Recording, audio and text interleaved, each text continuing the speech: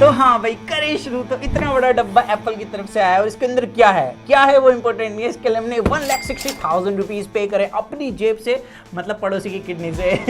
खैर इसके अंदर है एप्पल की स्टूडियो डिस्प्ले 27 इंच और ये टिल्ट स्टैंड के साथ है। एंड हम फिर से इंडिया के पहले कंज्यूमर बन जाते हैं जिसके पास ये डिस्प्ले है। रिव्यूअर्स को तो एप्पल ने सेंड किया है, हमने अपने पैसों से बाय किया है, सॉरी पड़ोसी की किडनी से। तो देख लेते हैं इसके बड़े से बॉक्स के अंदर क्या क्या मसाला है। तो ऊपर की तरफ से अनबॉक्स होगा ये। तो एक टेक में भाई साहब इतनी महंगी अनबॉक्सिंग, खैर इससे ज्यादा महंगी मैं कर चुका हूँ पहले। और इसे खोलने का क्या मस्त एक्सपीरियंस होने वाला है। वाओ, ये मेरी पहली इतनी महंगी डिस्प्ले होने वाली है। एंड इसका डब्बा ये रहा, व्हाट अ डब्बा। बॉक्स को साइड कर लेते हैं एंड इसे अलग। और ये बहुत ज्यादा भारी है भाई, मैं जिम करता हूँ फिर भी नहीं उठ रही को पैसा बर्बाद। तो ये ऊपर की तरफ से अनबॉक्स होगी।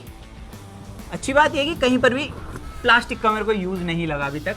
लिटा कर खोलते हैं, सेफ्टी पहले है। इतना महंगा माल पहली बार, वाओ भाई। ये फिर से शॉक एब्जॉर्प्शन के लिए दिया है ताकि डिस्प्ले को कुछ ना हो। महंगी डिस्प्ले। फिर से भाई मैक स्टूडियो की तरफ बॉक्स है इसका, बहुत सही बॉक्स है, मतलब हर जगह शॉक एब्जॉर्प्शन के लिए दिया हुआ है इसके।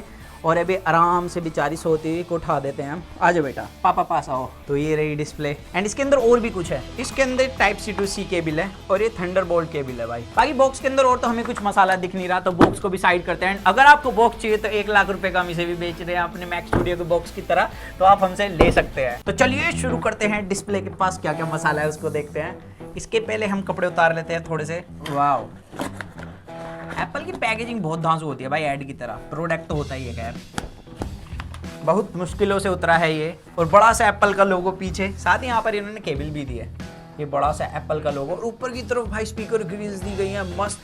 मतलब मैक स्टूडियो के अंदर ना जो स्पीकर्स हैं वो बहुत ही बेकार है प्राइस के हिसाब से, बट इसके अंदर जो स्पीकर्स मेरे को लग रहा है वो खतरनाक लग रहे हैं। मैंने रिव्यूज़ के अंदर भी वही सुना है।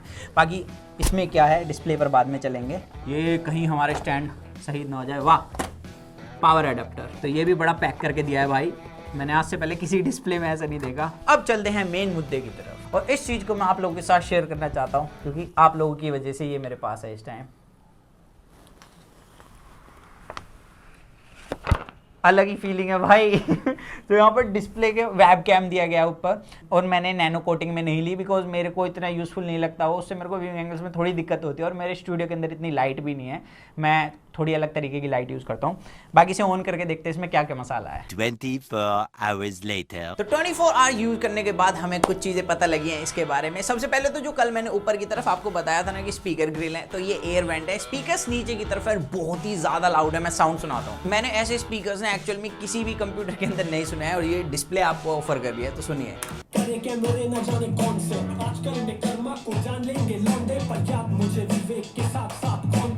बहुत लाउड है भाई।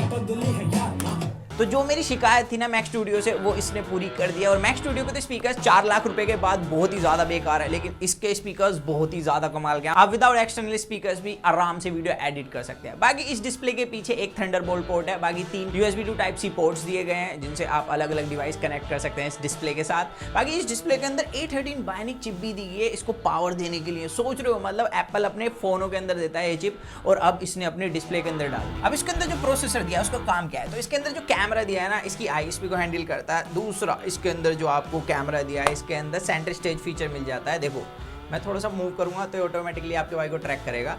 तो मीटिंग वगैरह के अंदर इसका काफ़ी ज़्यादा यूज़ है और ये फीचर नॉर्मली ये अपने आईपैड के अंदर देते हैं। बाकी जो सबसे मेन फीचर मेरे को लगा काफ़ी ज़्यादा यूजफुल जो है, इसके अंदर ना आपको अपडेट्स मिलेंगी सिर्फ डिस्प्ले के लिए, मैक स्टूडियो की अलग होंगी। और इसके अंदर जैसे कि आपको देखने के लिए मिल रही है अपडेट है, अगर मैं इस अपडेट को इंस्टॉल कर लेता हूँ तो ये अलग अलग फॉर्मेट भी सपोर्ट करना स्टार्ट कर देगी डिस्प्ले। तो इस तरीके से ये फ्यूचर प्रूफ बन सकती है और मेरे को काफ़ी ज़्यादा यूजफुल लगा। A13 बायोनिक जो चिपसेट इन्होंने डाला है ना, और इससे आगे तक काम आएगी। और डिस्प्ले के अंदर प्रोसेसर ऐसे ही नहीं है भाई, आईफोन की तरह आप इसके अंदर भी गेमिंग कर सकते हो। स्मूथ में 90 FPS का ऑप्शन है, यहाँ पर आप देख सकते हैं। मस्त इसके अंदर भाई खेला जा सकता है, वो भी विदाउट मैक स्टूडियो। तो खेल के देखते हैं इसी हाई सेटिंग्स में कि कैसा चलता है इसके अंदर। तो आओ खेलते हैं BGMI मैक स्टूडियो डिस्प्ले के अंदर। ओ भाई स्मूथनेस, डिस्प्ले की इतनी तगड़ी अच्छे फ़ोन नहीं दे पाते। ये है A13 का जादू, कितनी स्मूथनेस मिली है। 90 FPS का भाई गेम प्ले, वो भी डिस्प्ले के अंदर। पहली बार मैं कीबोर्ड से PUBG खेल रहा हूँ ना, इस वजह से हार रहा हूँ, वरना आपको पता है आपका भाई प्रो है। नौ सिखिए की तरह खेलना पड़ रहा है आज हमें। अरे भाई ये चीज़ थोड़ी दिखानी थी, टैब से खेल रहे हैं। तो यहाँ पर अगर आप पबजी फैन हो तो डिस्प्ले को मत उठा लाना सिर्फ पबजी खेलने के लिए। हम इसे आईपैड से कनेक्ट करके खेल रहे हैं और बिल्कुल भी लेटेंसी नहीं मिल रही है, और आप किसी भी आईपैड, टैब या अपने स्मार्टफोन से कनेक्ट कर सकते हो और इसके अंदर मस्त गेम खेल सकते हो। भाई पबजी खेलने का मजा ही अलग है, और ऊपर से इसके स्पीकर्स बहुत ज़्यादा लाउड है, सुनो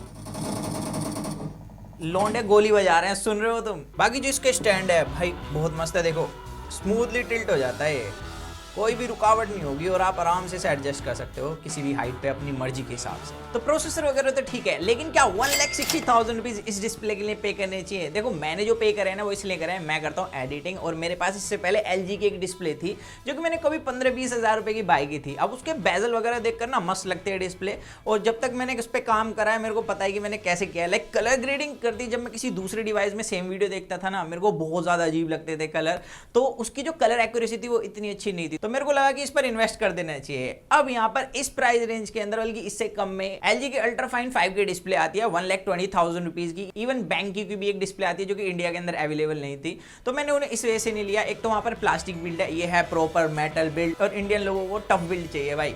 दूसरा उनका जो स्टैंड है ना, अगर आप हल्की सी भी टेबल को मूव करोगे, हिलाओगे तो डिस्प्ले हिलने लग जाती है, वो इतने स्टेबल नहीं होते, लेकिन इसे भाई मस्त स्टेबल है। तो यहाँ पर मेरे को इन सारी चीज़ों की वजह से इस पर पे करना वर्थ लगा। अब इसके डिस्प्ले की क्वालिटी मैं आपको दिखा देता हूँ। इसके अंदर ना जो डिस्प्ले क्वालिटी है वो काफ़ी सही है, 5K रेजोल्यूशन डिस्प्ले है, बट मेरे को एक कमी लगी है, एक नहीं इसके अंदर 3 कमियाँ हैं। एक तो इन्होंने इसके अंदर LCD पैनल यूज़ करा है, ये मिनी LED को यूज़ कर सकते थे जो ये अपने iPad के अंदर यूज़ करते हैं, बट नहीं, इनको करना था LCD पैनल यूज़, पैसे बचाने भाई एप्पल को।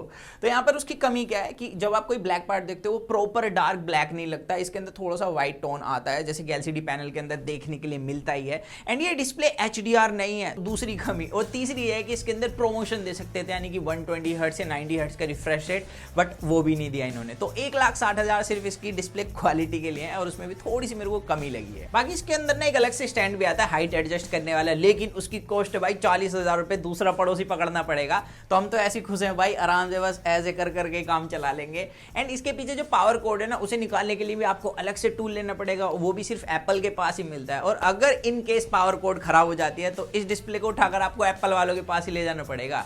तो एप्पल भाई भरपूर पैसा ले रहा है हम लोगों से, मतलब काट रहा है कुल मिलाकर। तो क्लियर ओपिनियन देता है आपका भाई, अगर आप इसी चीज से अर्न करते हो, जैसे मेरा काम वीडियो अपलोड करना आप लोगों के लिए, उसी चीज से मेरी अर्निंग होती है, तो मेरे लिए एक इन्वेस्टमेंट है। और आप भी अगर इसी तरीके का काम करते हो तो आप इसमें मस्त इन्वेस्ट कर सकते हो, काफी सही मेरे को लगा।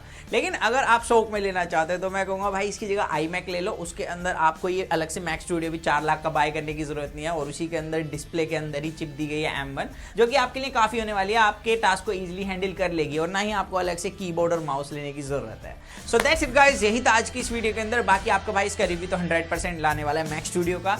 तो अगर आपका कोई क्वेश्चन हो तो आप मुझसे पूछ सकते हैं। तो मिलते हैं जल्दी कूल और एक्साइटिंग वीडियो में, जब तक के लिए जो मन में आएगा इसको करें, to watch your heart, stay tuned with that box guys, bye.